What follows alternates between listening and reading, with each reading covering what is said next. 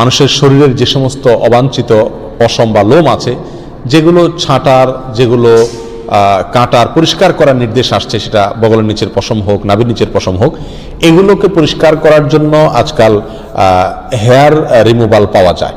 এক ধরনের আপনার ক্রিম পাওয়া যায়। এই ক্রিমটা মাখায় দিয়ে এরপরে কিছু দিয়ে টান দিলে এগুলো পড়ে যায়।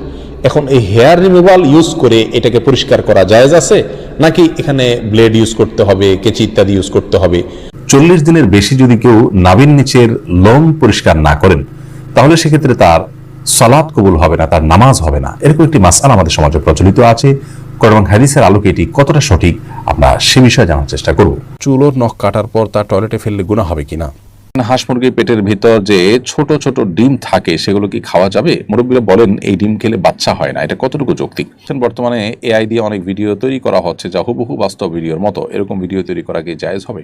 মেয়েদের চুল উঁচু করে বাঁধা নিষেধ, কিন্তু হিজাবের নিচে তো চুল খোলা রাখা যায় না, খোপা করতেই হয়। ওই খোপাটা মাথার উঁচুতে নয় বরং ঘাড়ের উপরে থাকে।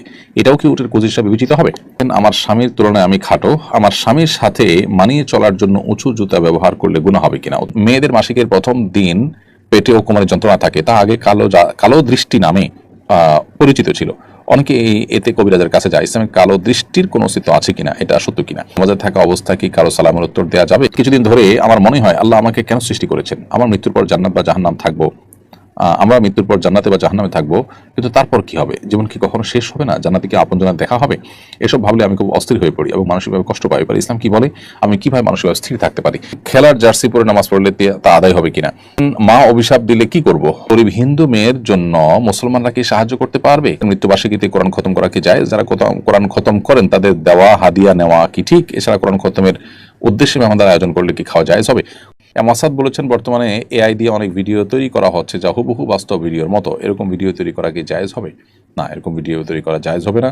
এটা বিভিন্ন রকমের অন্যায়ের পথকে উন্মোচন করবে। তাছাড়া এখানে নতুন একটা প্রাণীর অবয়ব তৈরি করা হয়, যেটা সম্পূর্ণভাবে না জায়েজ এবং গুনাহের কথা।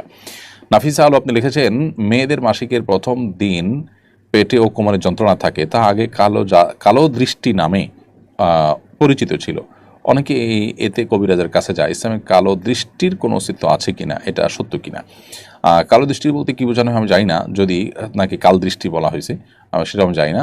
তবে এখানে বদনজর, যেটা মানুষের বদনজর লাগতেই পারে, সেটার সাথে এটা তো সম্পর্ক নেই।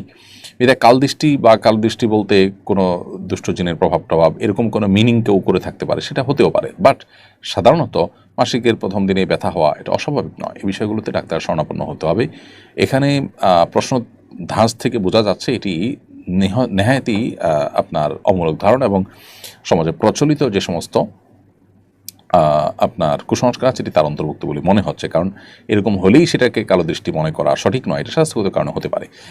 আর রাতুল শুভ আপনি লিখেছেন, নামাজে থাকা অবস্থা কি কারো সালামের উত্তর দেওয়া যাবে? উত্তর হলো না, নামাজে থাকা অবস্থাতে কেউ সালাম দিলে সালামের উত্তর দেওয়া যাবে না।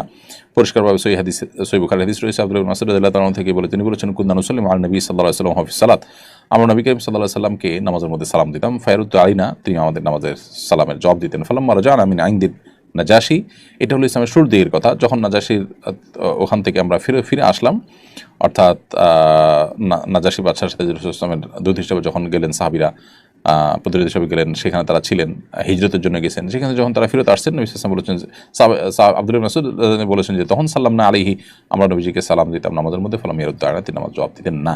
ওয়াকাল ইন্না ফিস সালাতি শুগলা, এবং তিনি বলতেন নামাজের মধ্যে ব্যস্ততা আছে, এখানে জবাব দেওয়া যায় না। এই জন্য নামাজের মধ্যে সালাম দিলে সালামের জবাব দেওয়া যাবে না, আর নামাজি ব্যক্তিকে সালাম দেওয়াও যাবে না।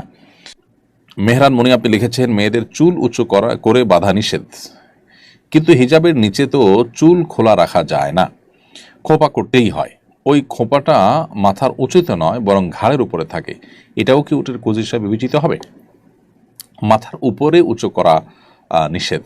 মাথার উপরে, যেটা উটের কুজের মতো উঁচু হয়ে থাকে মাথার উপরে, এটা কোনো কোনো আরবের মেয়েদেরকে দেখা যায় যে তারা হিজাব করেও এরকম চুল বাঁধেন। কিন্তু যদি মাথার পেছনে বাঁধেন তাতে কোনো অসুবিধা নেই। ওটা উঁচু হয়ে আছে বলতে পেছনে উঁচু হয়ে আছে এবং অনেকটা ঝুলন্ত টাইপ আছে, সেটাতে কোনো অসুবিধা নেই।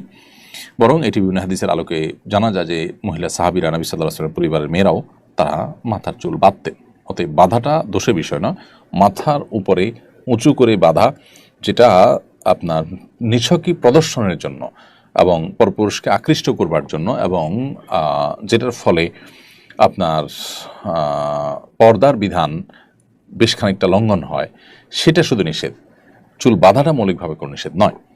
40 দিনের বেশি যদি কেউ নাভির নিচের লোম পরিষ্কার না করেন তাহলে সেক্ষেত্রে তার সালাত কবুল হবে না, তার নামাজ হবে না। এরকম একটি মাসআলা আমাদের সমাজে প্রচলিত আছে।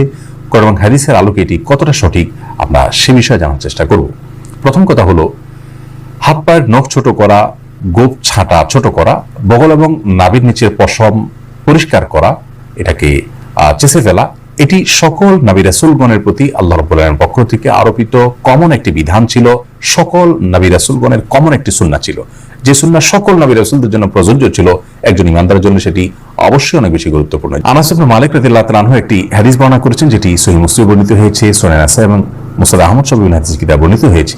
সেখানে তিনি বলেছেন যে রাসূল আকরাম সাল্লাল্লাহু আলাইহি ওয়াসাল্লাম আমাদেরকে এই কাজগুলো করবার জন্য, অর্থাৎ হাত পায়ের নখ ছোট করা, গোপ ছোট করা, বগল এবং নাভির নিচের পশম পরিষ্কার করা, চাষা, এই কাজের জন্য তিনি আমাদেরকে সময়সীমা নির্ধারণ করে দিয়েছেন 40 দিন। অর্থাৎ 40 দিন পর্যন্ত কেউ যদি বিলম্ব করেন তাহলে সেটি জায়েজ আছে, যদিও এত বেশি বিলম্ব না করে প্রতি সপ্তাহে একবার পরিচ্ছন্ন করতে পারে সেটি উত্তম ভালো কাজ। যত বেশি পরিষ্কার রাখা যায় এগুলো ততই ভালো। কিন্তু যদি কেউ বিলম্ব করতে চান তাহলে সেক্ষেত্রে তিনি এগুলো না চেষে না কেটে সর্বোচ্চ 40 দিন পর্যন্ত থাকতে পারবেন। 40 দিনের পর যদি তিনি না কেটে থাকেন তাহলে সেটি তার জন্য গুনাহের কারণ হবে।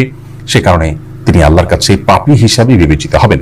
কিন্তু এর কারণে তার সালাত হবে না, তার নামাজ কবুল হবে না, এরকম কোনো কথা হাদিসের কোথাও বলা হয়নি। সালাত বা নামাজ বিশুদ্ধ হওয়ার সম্পর্ক হলো সালাতের যে শর্ত আছে সেই শর্তগুলো তিনি সঠিকভাবে আদায় করেছেন কিনা এর উপর নির্ভর করে।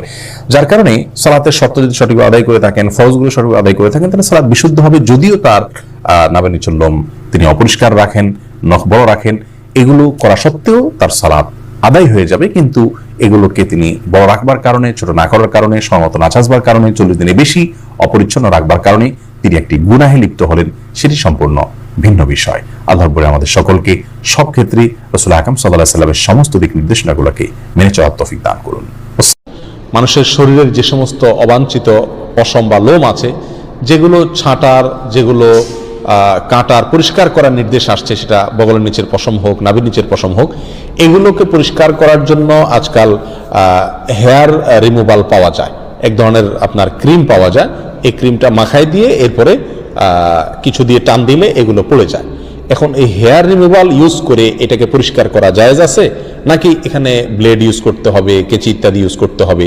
উত্তর হলো হেয়ার রিমুভাল ইউজ করা যাবে, কোনো অসুবিধা নাই। আমাকে এই পশমগুলো পরিষ্কার করতে হবে, কিভাবে করব সেটা আমার ব্যাপার। শরীয়ত আমাকে এক্ষেত্রে কোনো পদ্ধতি বলে দেয় না যে তোমাকে ব্লেড ইউজ করতে হবে। অথবা আপনি ব্লেড ইউজ করেন, অথবা মেশিন ইউজ করেন, অথবা হেয়ার রিমুভাল ইউজ করেন, যেভাবে আপনার সম্ভব বা যেভাবে আপনার ইচ্ছা সেভাবে আপনি ইউজ করতে পারেন। যদি আপনার স্বাস্থ্যের জন্য ক্ষতিকর না হয় তাহলে এটা ইউজ করাতে শরীয়তের দিক থেকে কোনো কি নাই অসুবিধা।